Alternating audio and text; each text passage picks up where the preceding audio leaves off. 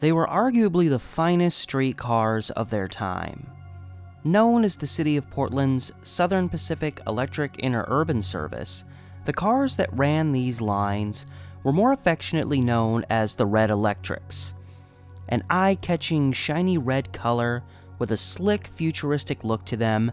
When these cars began running in January 1914, they were all the rage.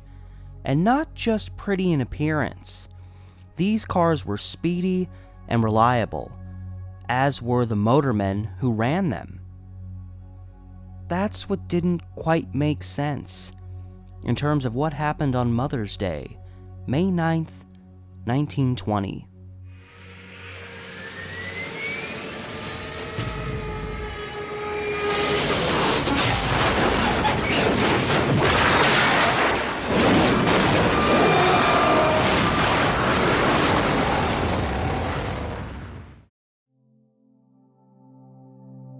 At approximately 8:37 a.m., train 124 rolled out of Union Station on its way to Hillsboro via 4th Street south through southwest Portland and on through Beaverton. At the helm was motorman Silas K. Willett, 46. He'd been with Southern Pacific for over 20 years and became a motorman when the Red Electrics started running. Co-workers described him as conscientious and safety-minded. At his aid was conductor Austin Ferris, 47, to whom he confided that he was not feeling his best that day. Almost an hour and a half later, approximately 10:02 a.m., motorman Richard A. Bland rolled out of Union Station in train 107. Bland's train was traveling the same route as Willett's, but traveling beyond Hillsboro to McMinnville. About 15 minutes earlier than Bland's departure, Willett began his route heading back for Portland. This meant trains 124 and 107 were on a collision course. Not literally.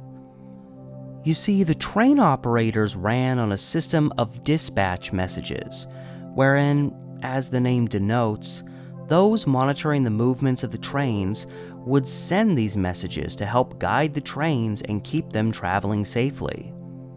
With these two trains approaching one another near the line's Bertha stop in what is now the Hillsdale neighborhood, a dispatch message was sent to conductor Ferris instructing them to remain stopped at the Bertha Station until the approaching train 107 could pull off onto a side track where they would stop and allow Willett's train 124 to then pass them by.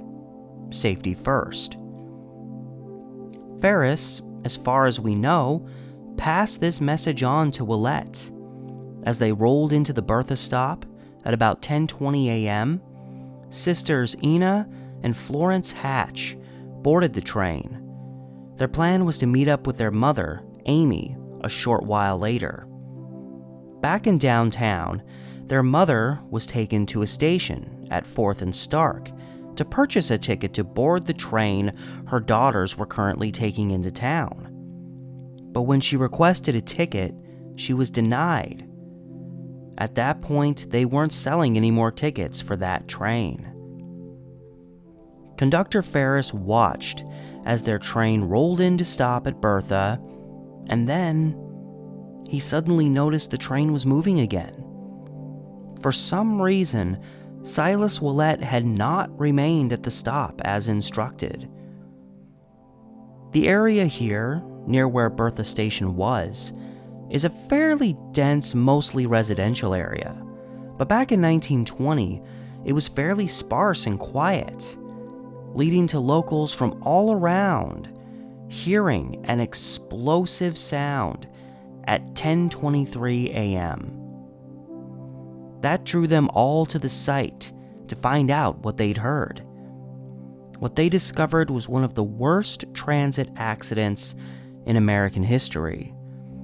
Willett's train 124 hit Brand's 107 train head-on, but Brand's train was elevated upward, plowing through the front half of Willett's train.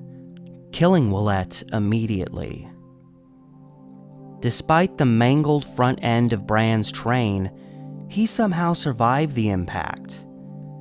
But due to the damage he caused to Willett's train, passengers on board were smashed as they sat in their seats.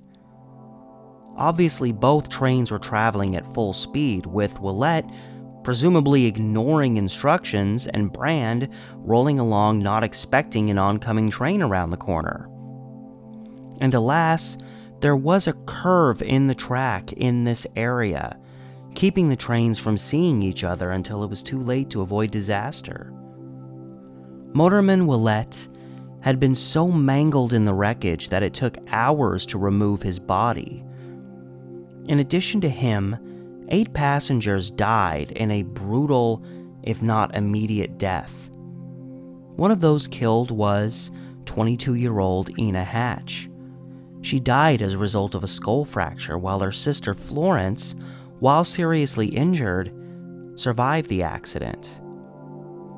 Future Washington, D.C. Judge Charles Rogers Arundel was on the car with his wife, 41-year-old Grace, and son, 5-year-old Robert.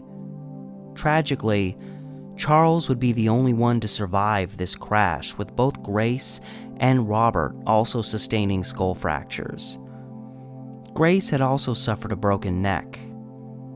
Their deaths were particularly tragic in that the family had recently arrived in Portland and was taking this train further into Portland to look for a new family home. Another child, 6-year-old Fleuro Jocelyn, also died of a broken neck and skull fracture.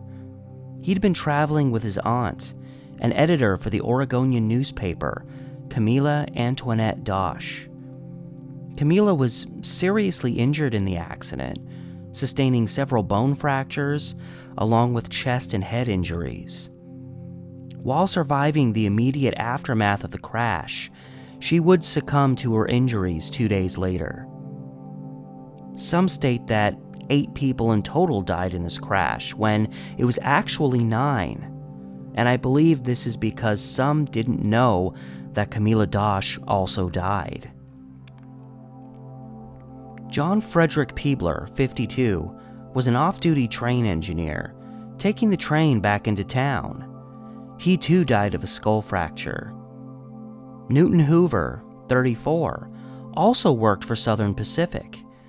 One source said he was traveling with an engineer on the train. This may be in reference to John Peebler. He died of a skull fracture and, quote, crushing injuries, unquote. And then there was Lillian Crooks, 28. Like the rest, she died of a skull fracture. Certainly, these victims suffered extensive injuries all over their bodies, but these skull fractures were deemed the cause of their deaths. Beyond these deaths, there were nearly 100 other injured persons reported from the accident scene. Most of these victims were laid out on the land surrounding the tracks, where they were attended to, and many of them, despite their multitude of injuries, suffered in silence.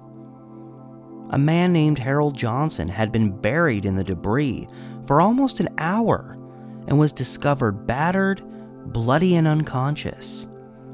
Despite this state, he miraculously woke up a couple minutes later and stood up, brushing himself off after only suffering minor injuries. When he woke, there was a piece of broken glass in his hand that he reportedly chose to keep as a souvenir. In the aftermath of this fatal crash, an investigation into what happened was conducted by the Interstate Commerce Commission.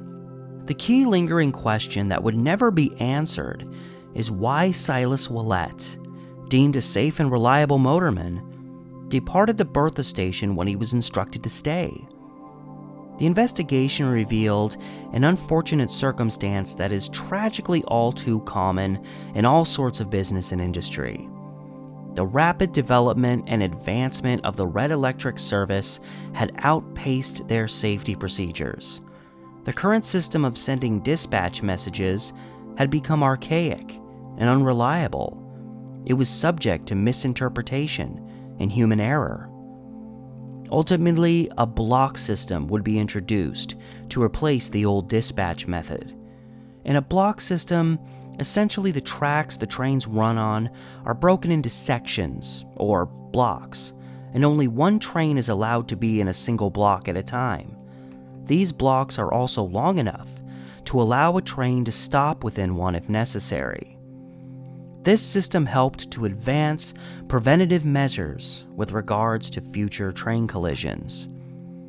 While the Commission openly acknowledged the working system was faulty and that it was subject to misinterpretation by those operating the trains, the conclusion was still reached that Silas Willett and Austin Ferris were responsible for the accident. While certainly they may have bore some responsibility in this case, I don't understand how you can say they are 100% responsible when 1. Knowing they were victims of a faulty system, and 2. Not knowing all the facts as to what actually happened. Similar suspect conclusions were reached after the 1893 Madison Street Bridge disaster, my first episode in this series, when a streetcar plowed into the Willamette River. In that same case, while it was acknowledged there were issues that went beyond the conductor's control, he was exclusively held responsible for what happened. Southern Pacific personnel were also quick to throw Willett under the bus, even before any official investigation began. In this case, Ferris said he took the dispatch message and forwarded it to Willett, who kept going anyway. How is that Ferris's fault? We, again, don't know why Willett kept going, and it's even been theorized and never disproven that Willett may have fainted or suffered a seizure, or something along those lines that led to the accident. Remember, he had told Ferris earlier that he wasn't feeling very well that day. Nothing we know about Silas Willett suggests he would have just said the hell with it when told to stop and kept going, having to know he would collide head-on with another train. If he were experiencing any of those types of feelings that might lead one to intentionally plow into another train, he certainly didn't show it. And if he were experiencing those feelings, why risk taking out 2 trains worth of passengers? While none of us know exactly what happened in this regard, I'm more inclined to believe something went awry with Willett himself than the available alternatives. A little less than a decade later, with the onset of the bus and the ever-growing popularity of the automobile, the Red Electrics would cease operations on October 5, 1929.